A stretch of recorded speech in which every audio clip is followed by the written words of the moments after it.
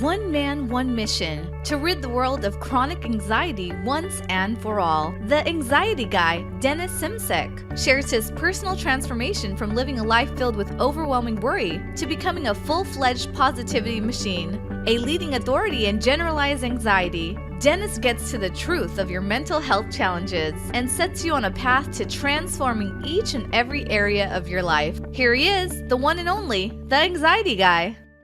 Welcome to episode number 197 of the Anxiety Guy podcast, Warriors. I'm Dennis Simsek, your host today. And today we're discussing the transition from anxiety to depression, a very powerful, a very important podcast episode for any warriors out there that are in the transition towards becoming the greatest version of themselves. This podcast episode is brought to you by the #1 anxiety support site online at anxietyexit.com. Head on over, learn more about me, the programs, the blog, begin your healing. anxietyexit.com.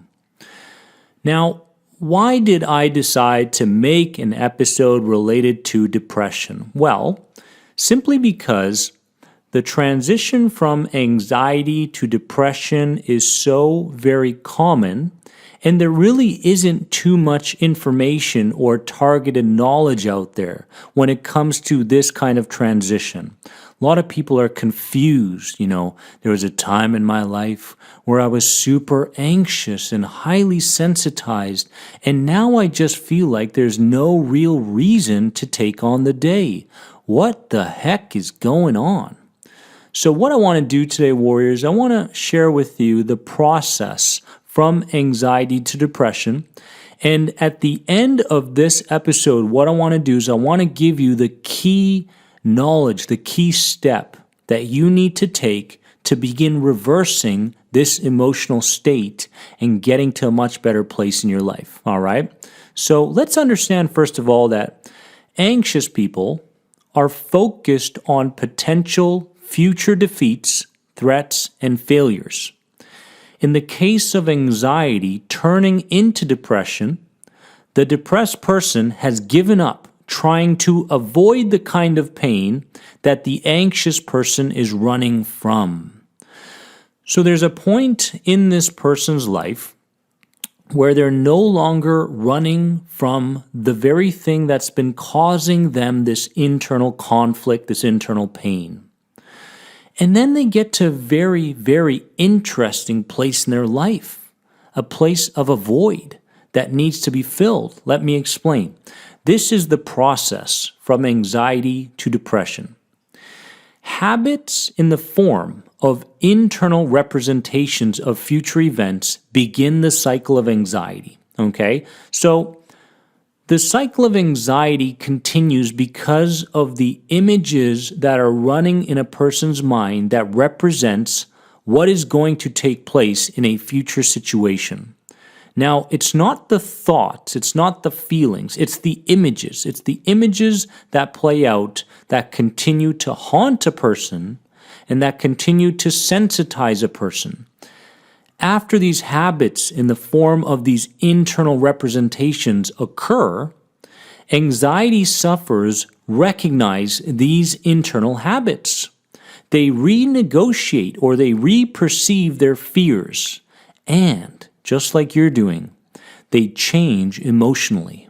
Okay? So no longer is the very external stimuli a fear. No longer are they stimulated or sensitized by it. At this point, they're a lot more neutral towards that thing that they used to fear. Now, what happens is, once this happens, the law of transmutation shows up. As a person transitions from one form or identity to another. Okay? So no longer are they anxious, but they're in a different world now. And many times there's a lot of people in the world that don't know what to do when they're in this new way of seeing themselves and seeing the world. Depression becomes the result of a void that was once filled with anxiety. Okay? There's a loss as to what to do now, who to be, how to interact, how to perceive, a sense that the fighting has stopped, but the sounds of life have been turned way, way down. Are you with me here? Depression becomes the result of a void that was once filled with anxiety. So a person may feel like at this point, I no longer worry. I'm no longer carrying around the same beliefs I've been carrying around since I was a child. I've grown out of them.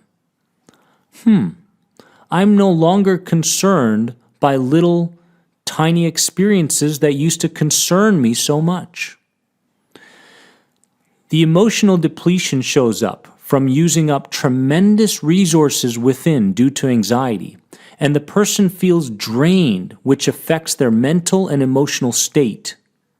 This is very important because we can many times misinterpret depression when in fact it's related to emotional depletion, okay, which leads to physical depletion. The depressed person starts pondering who they once were, free and normal. The future looks bleak, and any efforts that they might put forth feels like will end in failure anyway, so why try?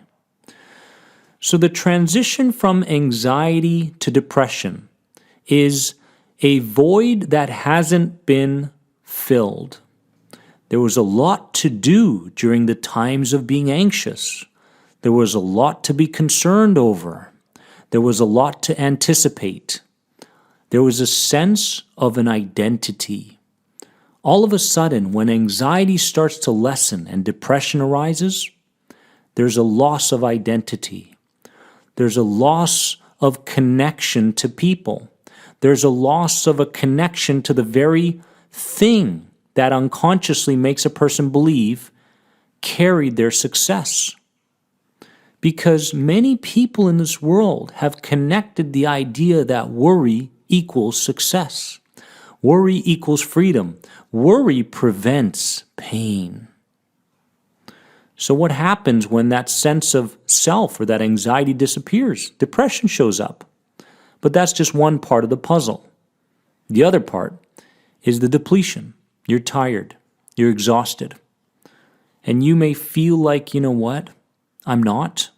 I still have energy. But I'm not really talking so much about physical energy. I'm talking about your ability to engage in the moment and your ability to become more responsive and less reactive in these situations. So, what do we do? What do we do? Here's what we do. We see the depression as a gray area, a fresh start. Warrior, a void that can be filled.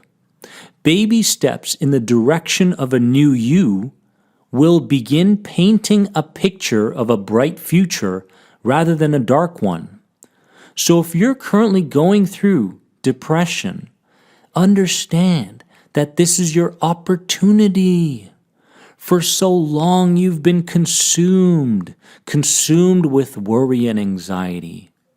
For so long you've invested in worry, in concern, in ideas that had no facts behind them. And now you're free, but you're depressed. But we must see this time in your life as a void, as a gray area, as an opportunity to fill it with something. That question is, who do you want to be? Who do you want to become? I personally would recommend that you find that model. Find that model that thinks the way you want to think, that speaks the way you want to speak, that acts the way you want to act, and imagines life the way you want to imagine life. And once you've found that model, ask yourself each and every day as you're going about your day, am I in line? Am I in alignment with my model?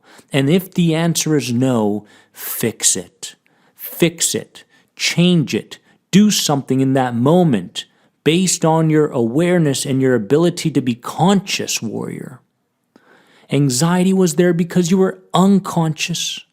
And now, because you're feeling depressed, you have an opportunity to reverse this. You can apply consciousness into your life and drive your life in the direction of your model. Am I in alignment with my model? Am I in alignment with who I want to become? Yes, keep going. No, change something. Remember, you are more than anxiety. I love you guys, and I'm proud of you. I'm proud of your progress. Enjoying this podcast? Please give it a positive rate and review, and I'll see you in the next episode. Bye-bye. Thanks for being an important part of the Anxiety Guy podcast community. If you enjoyed this podcast, please leave a positive rate and review. If you're searching for further support on your road to recovery from anxiety, head over to anxietyexit.com and take part in the powerful End the Anxiety program based around the CBT model. If you're searching for a more one-on-one approach, you can sign up now for personal coaching sessions with Dennis via Skype. Remember, you are more than anxiety. See you in the next episode.